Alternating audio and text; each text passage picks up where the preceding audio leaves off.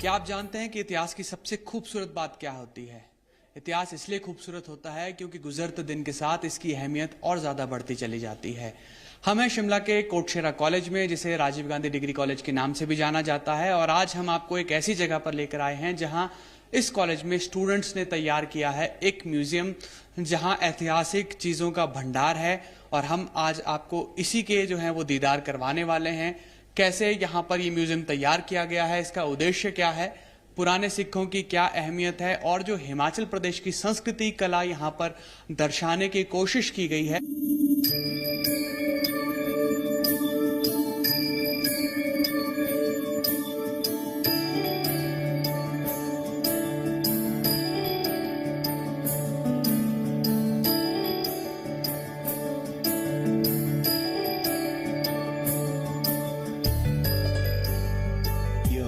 Rajiv Gandhi government college Chaura Maidan की ओर से एक न्यू इनिशिएटिव है स्टूडेंट्स के लिए फैसिलिटेट करने के लिए।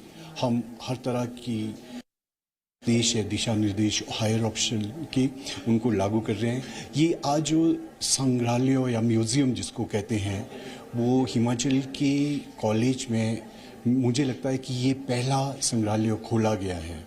तो स्टूडेंट्स देख के, जिसमें एंटीक चीज़ें है इस संग्रहालय में, तो स्टूडेंट्स देखेंगे कि हमारी संस्कृति सभ्यता कैसी रही है। मैं इतिहास विभाग के जो हमारे प्राध्यापक हैं, उन्होंने इस संग्रहालय को बनाने के लिए काफ़ी मेहनत की है और स्टूडेंट्स ने भी मेहनत की है। मैं इतिहास विभाग के जो हमारे प्रोफेसर्स हैं उनको मुबारकबाद देता हूं और स्टूडेंट्स काफ़ी लाभान्वित होंगे इस संग्रहालय से, ये मैं आशा करता हूं और अपने स्टूडेंट्स के उज्जवल भविष्य की मैं कामना करता हूं।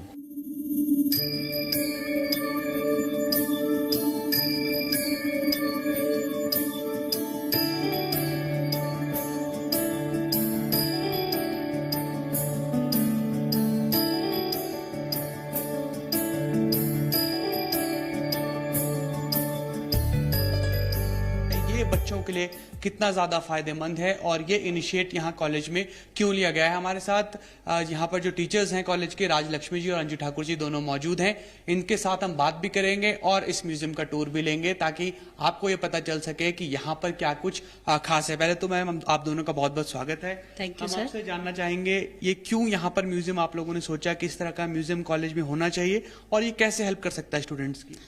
जी, हमने ये म्यूज़ियम जो है बच्चों को, स्टूडेंट्स को, जो नए बच्चे हैं, क्योंकि आज के डिजिटल ज़माने में क्योंकि हमारी पुरानी सभ्यता और संस्कृति को भूल चुके हैं बच्चे, उनको पता नहीं है उन चीज़ों के बारे में, तो हम उनको नॉलेज देना चाहते हैं कि एंशिएंट पीरियड में किस तरह से लोगों का जीवन यापन होता था, कौन कौन सी चीज़ें वो यूज़ करते थे।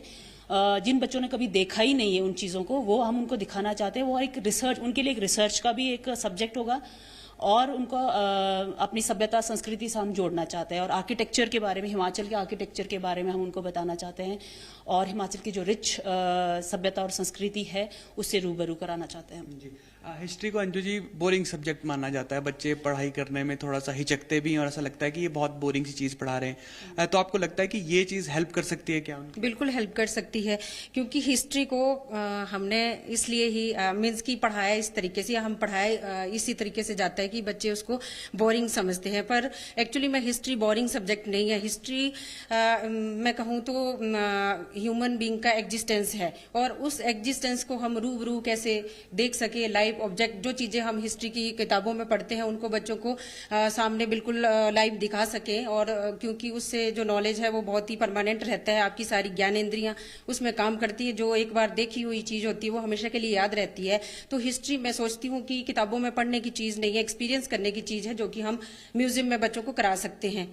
तो मुझे लगता है कि ये इस दिशा में एक बहुत ही इम्पोर्टेंट स्टेप जो है वो कॉलेज के प्रशासन के द्वारा और टीचर्स के द्वारा लिया गया है, मुझे ऐसा लगता है। हम चाहेंगे आपसे कि आप थोड़ा हमें बताएं भी, क्योंकि जिस तरह से हम शुरुआत में भी जिक्र कर रहे थे कि 19th और 20th सेंचुरी के जो सिक्के हैं वो यहाँ पर लगाए गए हैं, भोजपत्र यहाँ पर है, तो सिक्कों से शुरुआत करेंगे। अंजू जी, आप हमें थोड़ा समझाइए कि अगर देखें सिक्के तो किसी के मन में ये भाव आ सकता है कि इन सिक्कों का क्या काम है, ये सिक्के क्यों देखने चाहिए, क्या समझ आता है इन सिक्कों?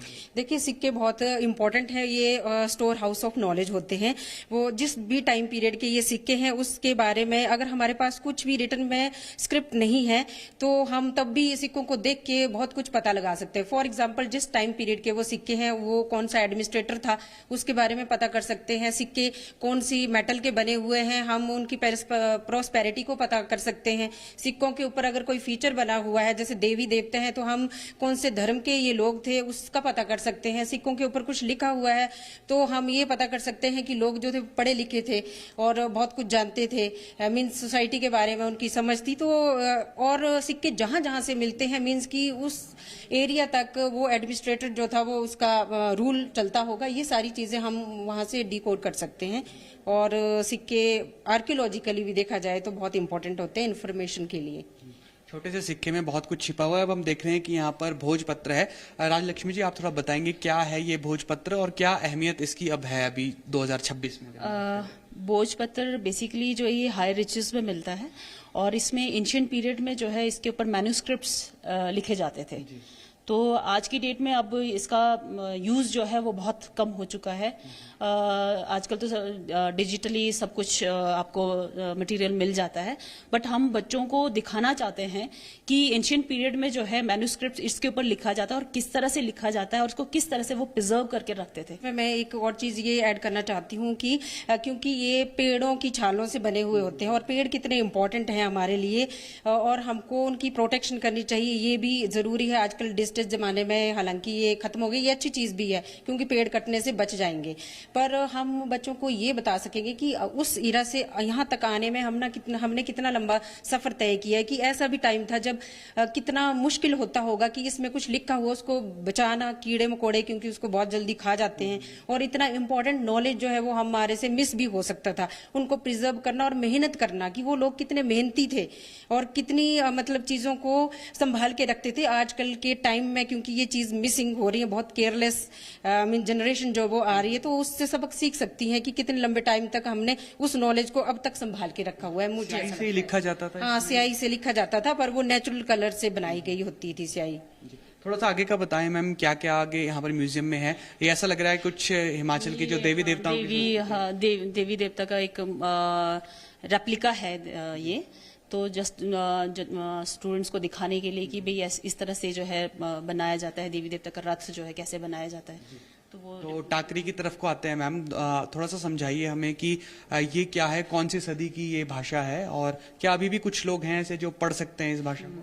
बहुत कम इसके स्कॉलर जो हैं वो रह गए हैं, पर ऐसा नहीं है कि नहीं है। मींस कि अभी मतलब 18th 19th सेंचुरी में मतलब मैं कहूँ 17th सेंचुरी में भी बहुत प्रोमिनेंट थी ये यहाँ हिमाचल में। जितना भी हिसाब किताब जैसे बनिया जो ग्रुप होते हैं वो जो हिसाब किताब करते थे, साहूकार वगैरह, वो अपना हिसाब किताब जो था वो अकाउंट्स पूरा टाकरी में ही रखते थे।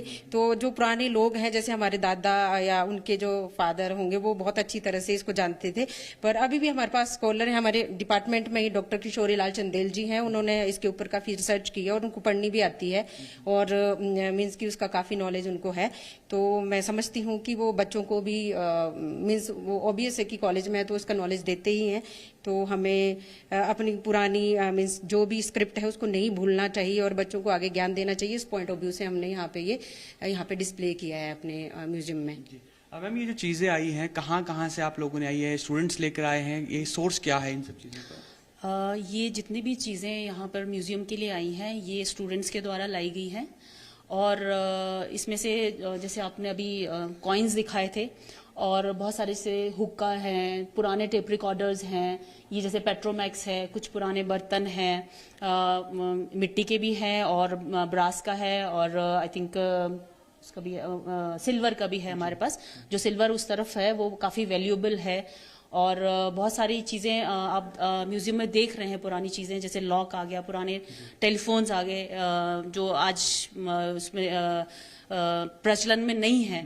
तो वो सारी चीजें हम बच्चों को दिखाने के लिए कि भी ये सारी चीजें जो है पहले यूज होती थी और उनको नॉलेज हो इन सारी चीजों की कि ये सारी चीज़ें जो है पुराने आपके मतलब फोर फादर्स के टाइम में वो यूज़ होता था और वो उनको इस चीज़ की नॉलेज मिल सके, इसलिए हमने ये सारी चीज़ें जो है ये इनिशिएटिव लिया कि म्यूजियम में इस तरह की चीज़ों को हम डिस्प्ले करेंगे ताकि वो उनको पता चल सके बच्चों को। अगर हम पूरी इसकी हिस्ट्री की बात करते हैं तो सिर्फ क्या इतिहास के जो स्टूडेंट है जो पढ़ाई कर रहे हैं वही इंटरेस्ट ले रहे हैं या फिर और भी स्टूडेंट्स के लिए? पूरे कॉलेज के सारे डिपार्टमेंट के पूरा कॉलेज जो है बच्चे जो यहाँ पे पढ़ रहे हैं वो पूरा बहुत बड़े इंथुजियाज्म से वो यहाँ पर आ रहे हैं और इसको देख रहे हैं और इवन वो बच्चे हमसे पूछ भी रहे हैं ये क्या चीज़ है, इसका क्या यूज़ है, तो वो नॉलेज गेन भी कर रहे हैं। सिर्फ हिस्ट्री के बच्चे ही नहीं, हिस्ट्री के बच्चे तो ऑब्वियसली वो जानना चाहते हैं, हम उनको बता भी रहे हैं, हैंड ऑन एक्सपीरियंस उनको करवा रहे हैं, पर जो नॉन हिस्टोरियंस है जो बच्चे हैं वो उनको भी जो है बड़ा इंटरेस्ट उनको क्रिएट हो रहा है कि भाई हम जाने कि ये चीज़ कहाँ से आई है, क्या यूज़ है इसका, तो वो नॉलेज हम बच्चों को पूरे कॉलेज के बच्चों को दे रहे हैं। वैसे भी म्यूजियम को इस पर्पज से हमने एस्टेब्लिश नहीं किया है कि सिर्फ हिस्ट्री डिपार्टमेंट के ही बच्चे इसको देखें और यूज करें, क्योंकि म्यूजियम का मतलब ही यही होता है कि जनमानस को अपनी हिस्ट्री के साथ जोड़ना, क्योंकि सबको हिस्ट्री में इंटरेस्ट नहीं होता है, दूसरे भी डिसिप्लिन हैं पर हिस्ट्री तो सबकी होती है। इसलिए म्यूजियम का मतलब ही यही होता है कि एक पर्टिकुलर एनवायरमेंट में चीजों को कलेक्ट करके रखना और मीन्स की जो हमारी जनरेशन है वो किन किन डायमेंशन से मतलब कौन कौन से टाइम पीरियड से होके यहाँ तक गुजरी है वो सब मीन्स आम पब्लिक को भी एहसास दिलाना जरूरी इसलिए है क्योंकि हर एक चीज की हिस्ट्री, जैसे कोई साइंस है, साइंस की भी हिस्ट्री है। आप देखें कि अभी पीछे कोरोना के टाइम में कितने लोग मर गए, इसलिए क्योंकि हमको उस वायरस की हिस्ट्री पता नहीं थी। अगर पता होती तो हम बहुत जल्दी मीन्स कि उसके ऊपर काबू पा सकते थे। तो मेरा कहने का मतलब यह है कि म्यूजियम जो है वो सब्जेक्ट मैटर सिर्फ हिस्ट्री का ही नहीं है, सबकी हिस्ट्री है, छोटी चीज की, यानी कि हमारी भी हिस्ट्री है, हमारी भी फैमिली हिस्ट्री है। तो हिस्ट्री जो है वो सबका सब्जेक्ट मैटर है, ये सबके लिए है। म्यूजियम सिर्फ हिस्ट्री डिपार्टमेंट के लिए या उनके स्टूडेंट के लिए नहीं है। हाँ जी, हाँ, तो देखिए इतिहास कितना महत्वपूर्ण है ये आपने सुना, और इस इतिहास को देश का भविष्य कैसे देख रहा है, यानी कि इस कॉलेज में पढ़ने वाले बच्चे कैसे देख रहे हैं, चलिए अब उन्हीं से जानते हैं।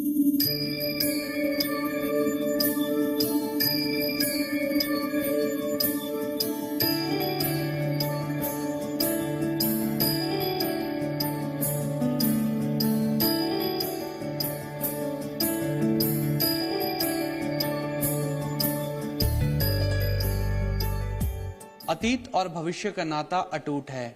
भले ही भविष्य के बारे में आप कुछ भी सोच लें, लेकिन उसका असर इतिहास से देखने के लिए मिलता ही है। जिस तरह से हमने जिक्र किया था कि म्यूजियम में जो तमाम स्टूडेंट्स हैं, जो छोटे बच्चे हैं, जो कॉलेज में पढ़ाई कर रहे हैं, उनके लिए कितना हेल्पफुल है, हम इन्हीं से बात करेंगे और इन्हीं से इस बारे में जानेंगे भी। आपके कॉलेज में म्यूजियम बनकर तैयार हुआ है, कितना ज्यादा हेल्पफुल है आप लोगों के लिए, और क्या बुक से हटकर कुछ मदद हो पाती है म्यूजियम देखने से? हाँ जी, इसमें हमारे को बहुत हेल्प मिली है। जैसे हमारे को बुक्स में पढ़ाते हैं तो हमारे को इसको देखने का एक्सपीरियंस मिल जाता है, प्रैक्टिकल मिल जाता है, प्रैक्टिकली ये देखने को मिलती है हमारे को ये चीज़ें। बुक बोरिंग लगती है, यहाँ इंटरेस्टिंग ज्यादा एक्साइटिंग कुछ लगता है, कभी ऐसा फील करते हैं? हाँ जी, जैसे हम बुक्स में पढ़ते हैं तो हमारे को वो सामने देखने को मिलता है तो हमारे को बहुत अच्छा लगता है, क्योंकि वो हमारे को ना देख के ही उसके बारे में ज़्यादा पता चलता है। ठीक है, आपको कैसा लगता है म्यूजियम में यहाँ पर कुछ डिफरेंट फील करते हैं या फिर बुक और म्यूजियम में कोई अंतर नहीं है, क्या लगता है? बहुत डिफरेंट है, क्योंकि हम जो बुक्स में पढ़ते हैं वो पेपर्स पे लिखा होता है, लेकिन हमने देखा है कि भोजपत्र पे यहाँ पे म्यूजियम में काफ़ी सारी मैन्युस्क्रिप्ट्स लिखी हुई हैं, वो अलग डिफरेंट है। मिट्टी के बर्तन जो हमने शायद कभी देखे नहीं है वो भी बहुत डिफरेंट है, और भी काफ़ी सारी चीज़ें जैसे कॉइन्स हो गए। कॉइन्स हमारे टाइम में तो वही है कि 1 2, लेकिन उससे पहले पैसे होते थे, पैसे कितने, बहुत सारी चीज़ें डिफरेंट है हमारी रियल लाइफ से और जो पहले की लाइफ थी।